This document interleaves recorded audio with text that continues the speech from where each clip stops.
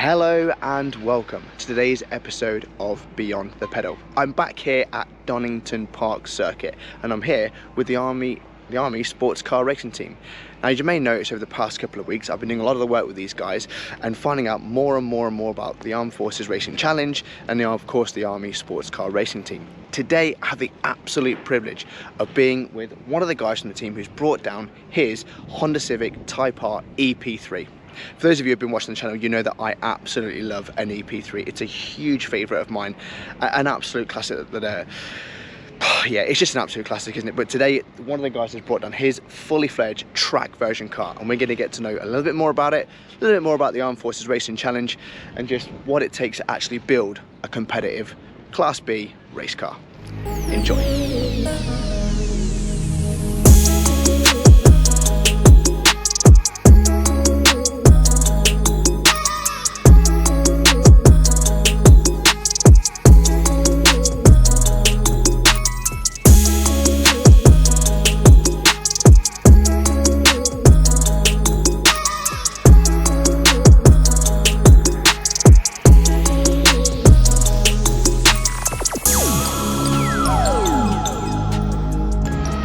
Right, so I'm here with Blair, one of the Army sports car racing team drivers, who's kindly brought down his Honda Civic Type R EP3.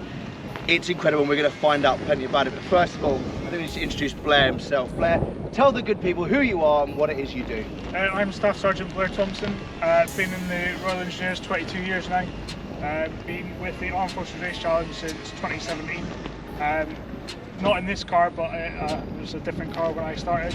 But I'm glad to say this is the EP3 monster that it is now.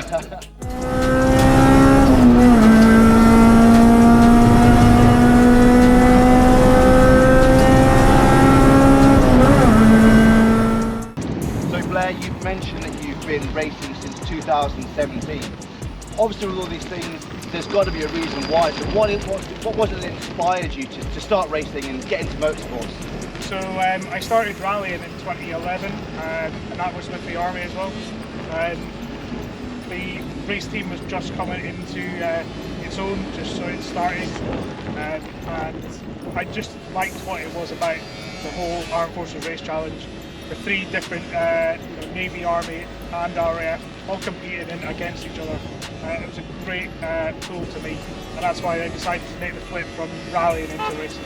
Very different sports, it sounds like. Very different sports, both enjoyable, don't get me wrong, but I just preferred the pull to the race and the whole structure of being in the circuit, being against the guys, competing, and it was a good choice for me. Brilliant.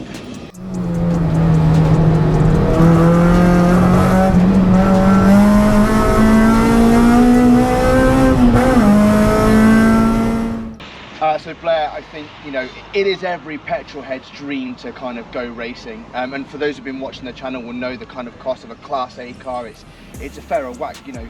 But I know there is affordable racing, and I think, you know, a Class B sort of competitive car, I think you would agree is rather affordable. Yeah, definitely. Yeah. I mean, this is my third car, so I've built up to this point now. However, you know, this car base, when I bought it was a track car. It was around just over 8,000. And then I've done little bits to it to turn it into the race car itself from a track car. So it is definitely doable and at a lot lower cost than, you know, the Class A cars. Yeah. And the championships that are real. So this car came pre-race prep? Yeah. So one of the biggest drags to me up for this car was the area Motorsport had done a lot of the work to it. I'm happy with the work that they do and what, you know, their performances on track show that they build decent cars. Obviously, I had a chat with them and went down, had a look at the car, and it was exactly kind of what I wanted. So went from there, bought it, and then started doing the little bits and adding it to make it a race car. Okay, so we've got our base car, brilliant. I suppose really now it's all the little kind of the add-ons, if you will. So what can we expect to be paying sort of for tyres as an example? So tyres, again, this is a personal, you know, depending on what you want to buy, branding and wise. But for this car, I bought a £450 set of R888s, but the tyres that are on there at the minute are Dunlop, slightly a little bit more expensive. However, they're better wearing. So you can get a full season out of those Dunlops, no problem, if you look after it.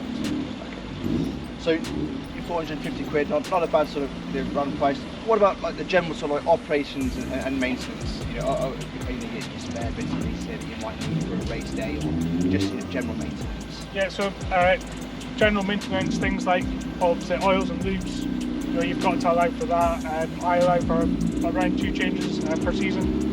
And then you've got just your wear and tear items like your brake pads, little bits and pieces like that. Obviously your tyres come into that, your fuel costs.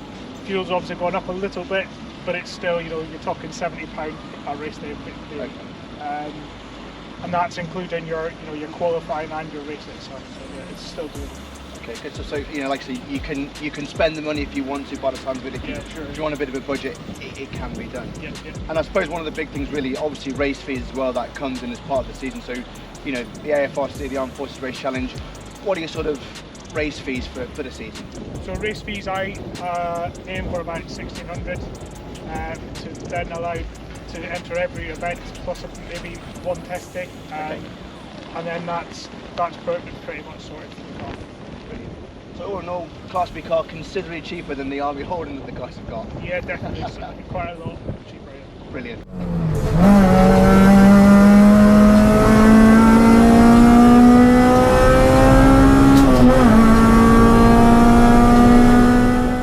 Blair, you've talked about you bought this car pre-race prep, but you had some requirements that you needed to actually be able to legally race within the series. Can you talk us about what those sort of like requirements are? Yeah, so let's start with the safety side of things. So I was lucky enough that the roll cage provided the safety devices that were already built in this car, already with Area Motorsport. So that's one thing that I didn't have to pay out for. However, you've got tow loops. Yeah.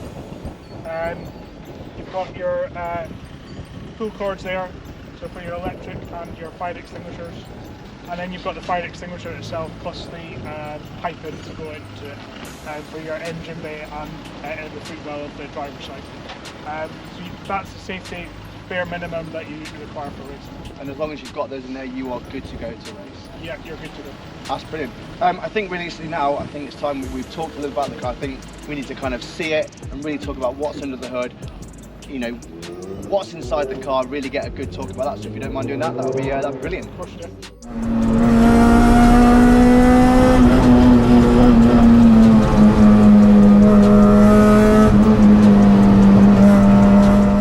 Right then, Blair, the bit that we all really want to know about, the kind of the horsepower, the power behind the punch, the engine that you're running, and of course a bit about the transmission. So please tell us a little bit about what's going on under the bonnet. Okay, so we've got the 2-litre V-TEC engine with some slight modifications to it. So you've got the Tegel inlet going into your RBC inlet manifold. It's got standard throttle body on there at the minute. And then the other little bits and pieces for this is the M factory diff that's in the gearbox. Power wise, you're talking around 240 brake at the minute, which is pretty good considering, you know, there's fairly, well, in fact, no engine modifications. So that's pretty good, to be honest. Brake fluid wise, we've got the .6 in there as well, just to help with the braking. Fantastic. So it sounds like a cracking engine. Obviously, you know, the V-TEC engine is absolutely bombers, as it were, and definitely a great choice for racing.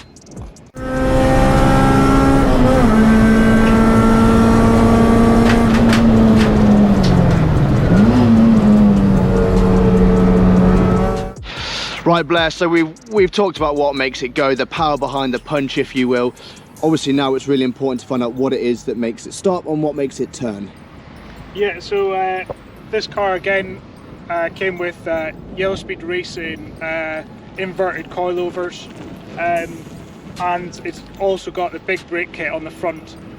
Again, these are extras, quite a costly extra if I'm honest. You could just run the car with standard brakes and discs with, you know, even slightly operated pads, track pads, and get away with it. However, this car had all this on it anyway. It's a nice costly option, like I said. However, it does make the car stop. It is very impressive braking. It's got the big brake discs, really good pads, and you're on Dunlop tyres, 17-inch Dunlop tyres. And I'm playing about with the widths just to get the feel for the car and the correct kind of handling that I want. Yeah, makes sense. And as you said before, it's all about what you want to spend, I suppose, isn't it, really? Yeah, nice one. I really like it. That brake kit is absolutely gigantic. Yeah. But I think it's time to take a seat inside and tell us about what's going on inside. Yeah, no problem.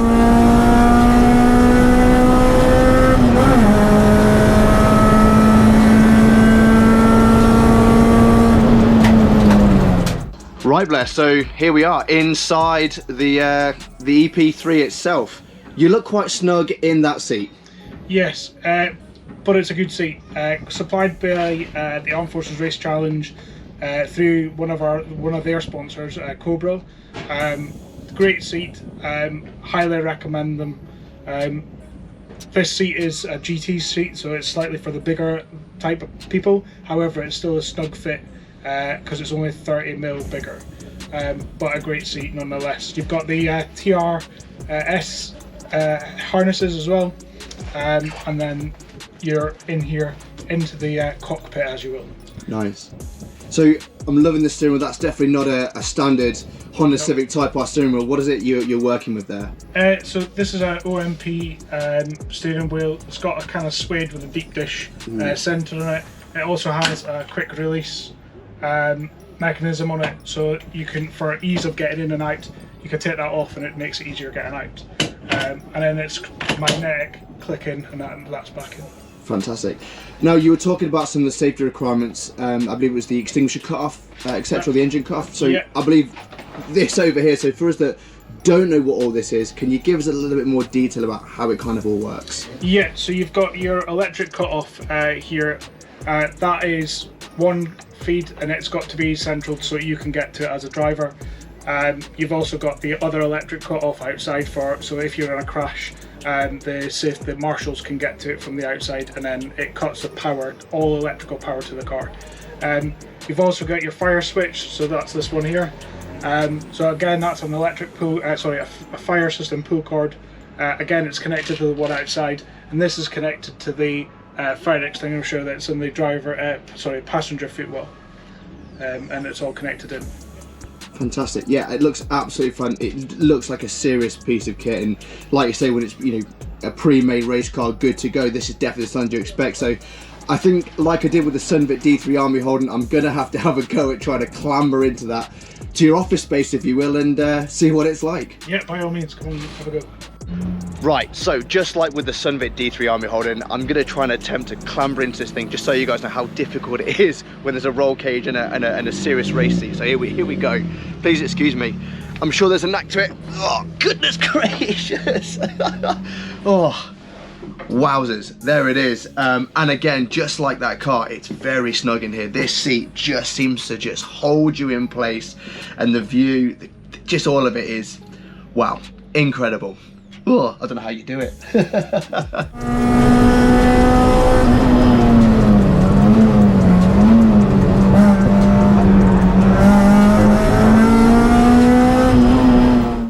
Well, Blair, thank you so much for taking us around your Honda Civic Type R EP3. It's been fantastic to get to know more about the car, the true kind of cost of a Class B car racing.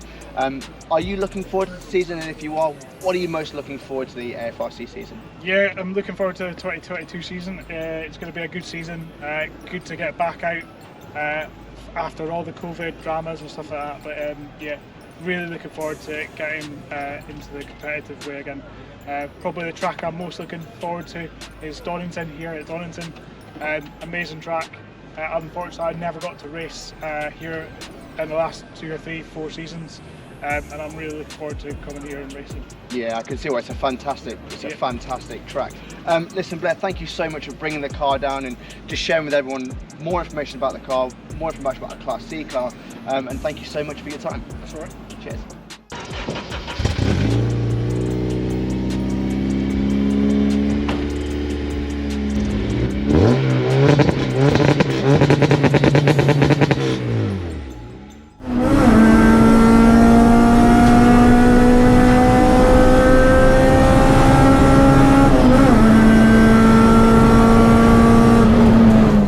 Well, that concludes today's episode of Beyond the Pedal, and what an episode it has been.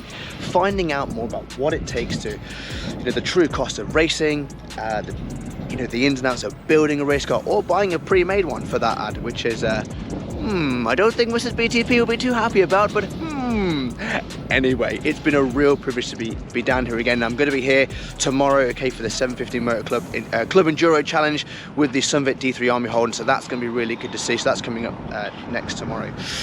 Once again, a huge thank you to the Army Sports Car Racing Team. If you want to have more information about the Army Sports Car Racing Team, head over to armymotorsports.co.uk. There should be a little overview right now of me clicking through where you can find out more of that information. As always, of course, grab yourself some Beyond the Pedal merch at beyondthepedal.co.uk. Be sure to subscribe, like, comment, share, all the above, the usual YouTube jargon that you know and love. Once again, a huge thank you to Staff Sergeant Blair Thompson for showing us around the car and giving us his time and bringing the car down for us to see. It's been a great evening, and I'm already looking forward to the Armed Forces Race Challenge season, so look forward to plenty of that. Anyway guys, that's enough me rambling on. Signing off for now. See you on the next one. Play the outro.